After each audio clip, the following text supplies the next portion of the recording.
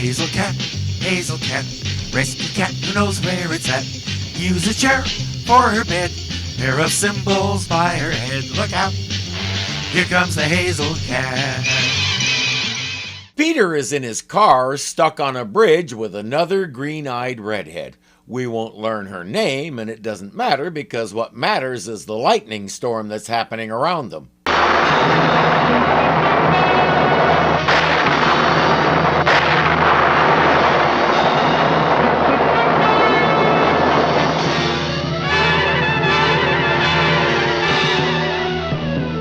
Only in New York could you see a storm that reaches clear to Venus and Mercury.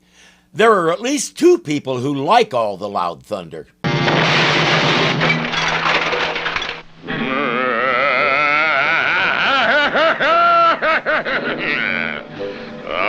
It's all so easy, so easy.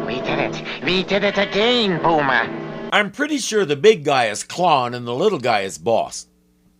Patrons should get that one. With all the infernal thunder racking above, who could hear my nitro clandestinely crack it? Clandestinely. He said that with a straight face. But have you noticed, Bora, how many more storms have struck lately? Yes, methinks our destinies and those storms are both guided by the same fearsome hand. Yes, the fearsome hand of the weatherman, though he probably said it with airman. Meanwhile, on Mars, you don't know how I wish I was making that up.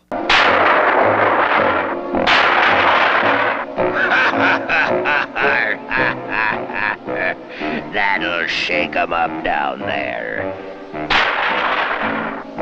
So, those with thieving schemes are turning my thunder to plunder, eh? Very well, let them. That's Volton, Martian thunder god and poor man's Thor. The Martians are a race of warriors. Fights and conquest are all they do.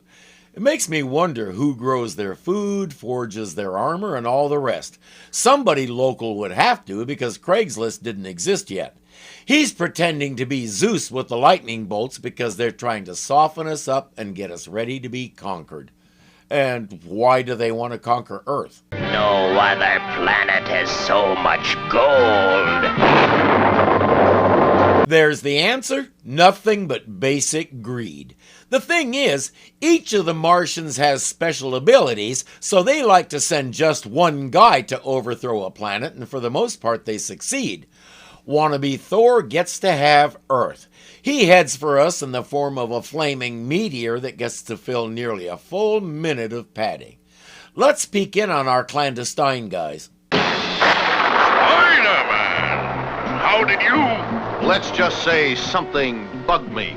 Bora bails out. Bite this, Bugman.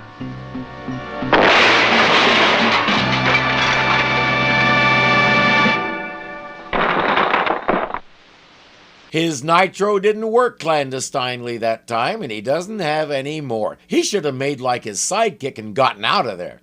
Actually, during the explosion, he did. But he's still trying to be clandestine instead of just running like a rabbit. Yes, I'm going to beat it to death.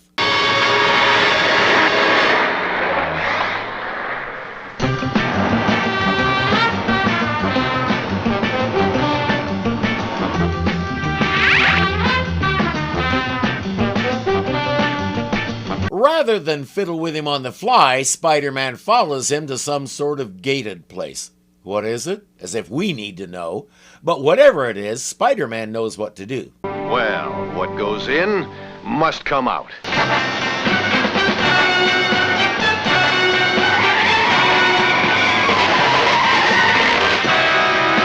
Maybe this time he can get that line about his parlor right. End of the line, Boomer. Rats! Bugged by a bug trap.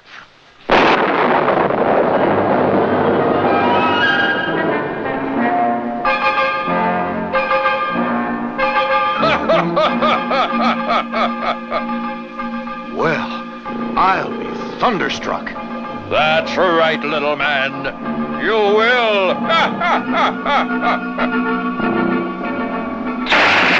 That's what you call thunderstruck? Sorry, dude, you may be really big, but you're no Bon Scott. In good Season 2 fashion, he'll start throwing lightning bolts and we'll watch him blow up the same 2 trees at least twice. Spiderman is doing a good job of staying away from them, and at the moment, nobody cares where Boomer is.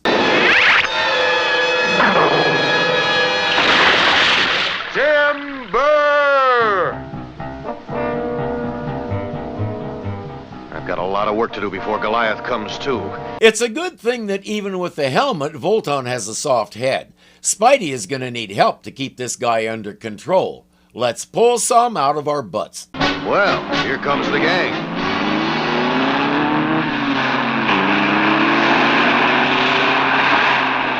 We have a special deal today only. Now you can have your own gang of teenagers and hot rods at 70% off. Remember, this is good for 1 day only. When the day is over, the gang will cease to exist, so act now while supplies last.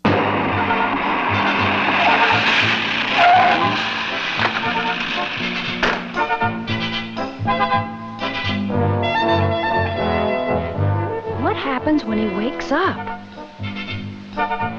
We've got to move fast.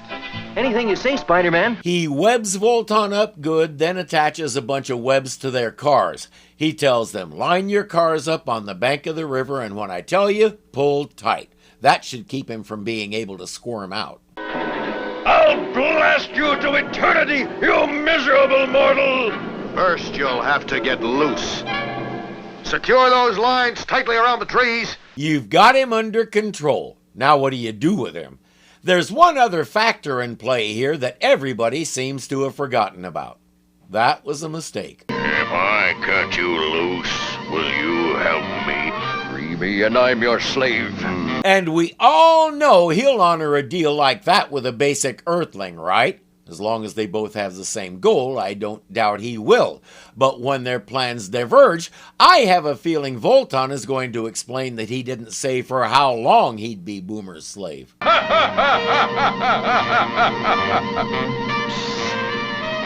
him! Come and catch me, you lummox.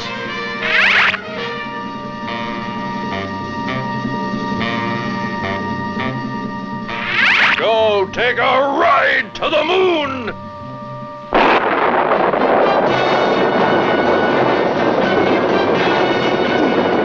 Did you ever wonder what lightning is made of? Right now, Peter does. How is this thing holding him like that, and why can't he just slide out of it? Because we have lots of runtime still to fill, so we have to play drag it out, draw it out, way out.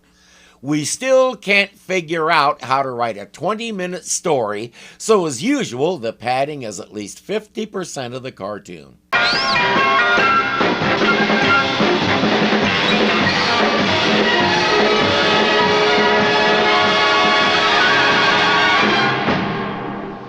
There were at least 2 buildings he could have attached to. Why did he bypass them?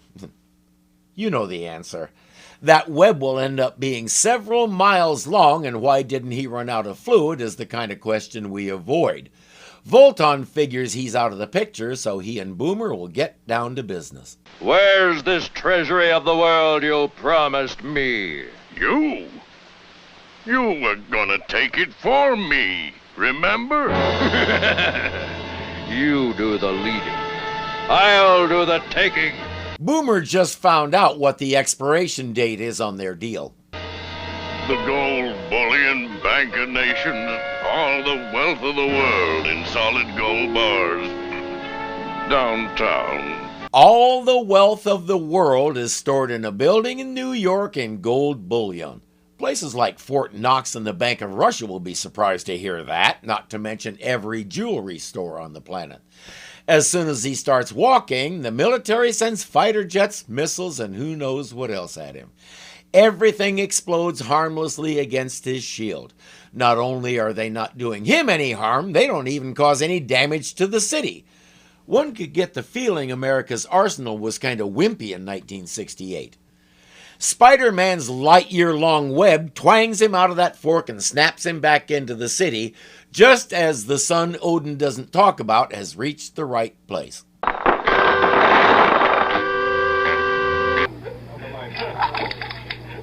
also love the easy opening can.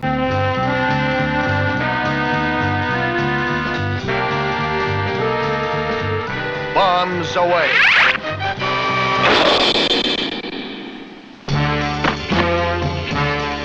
You pesky gnat.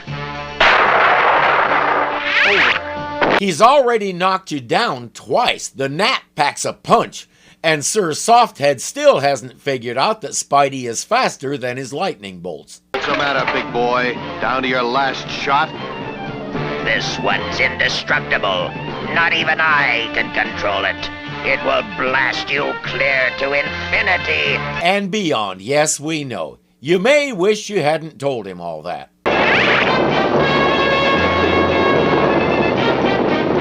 Hey! What? Hey! Stop! Hey!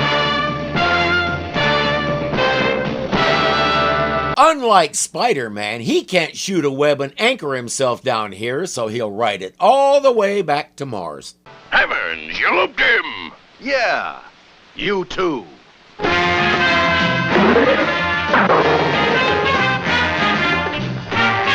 Feel how your chin hurts? Next time you're tempted to cut one of his webs, remember it. We keep getting more and more absurd.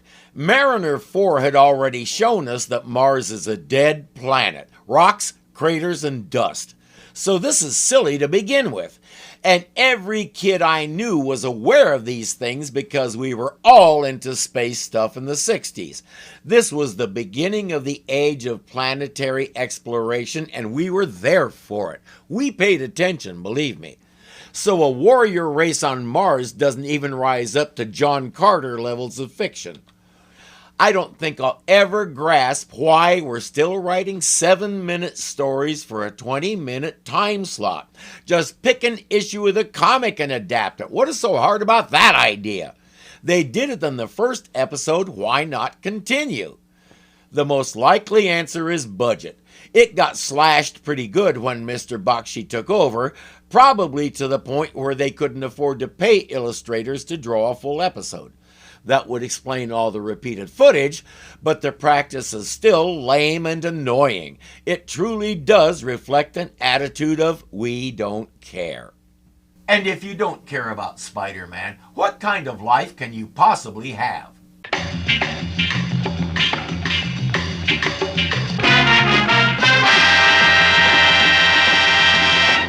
Twice, the food forces. God, come on, slow down. Made like his side away from it.